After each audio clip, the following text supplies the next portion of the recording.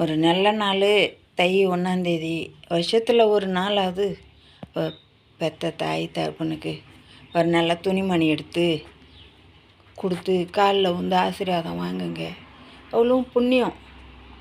4 பேருக்கு நல்லதை செய்யுங்க, 4 பேருக்கு சாப்பாடு போடுங்க. இந்த நாளில் நம்மளுக்கு நல்லதே நடக்கும்.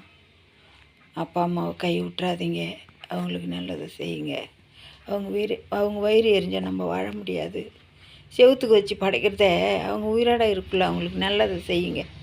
நல்லது செஞ்சால் நம்மளுக்கு நல்லது. அவங்கள நடுத்தெருவில் நிறுத்திடாதீங்க. எங்கள் ஊரில் ஒருத்தன் இருக்கிறான், பெத்த தாய் உட்கார இடம் விட மாட்டேன்ட்டான், போய் வேறு இடத்துல இருக்கிறாங்க. அதெல்லாம் நினச்சா கஷ்டமாக இருக்குது. அவங்களுக்கு சொத்து சேர்த்து அவ்வளோ மண் சேர்த்து அவங்களுக்கு வீடு கட்டி விட்டு கடைசியில் அவங்க ஒரே தாய் தான், அப்பா போயிட்டார், அவங்கள உட்கார இடம் இல்லாத ஆக்கி விட்டான். அவங்க போய் வேறு இடத்துல இருக்கிறாங்க.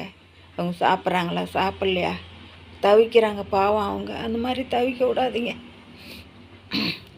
நல்ல மாதிரியாக பார்த்துங்க. அப்பா அம்மாவை யாரை பார்க்குறீங்களோ இல்லை, அப்பா அம்மாவை கைவிடாமல் நல்ல மாதிரியாக பார்த்துங்க. அவங்க வயிறு எரியக்கூடாது. அவங்க நிறுத்தியில் நின்னா நம்ம தான் தவிக்கணும்.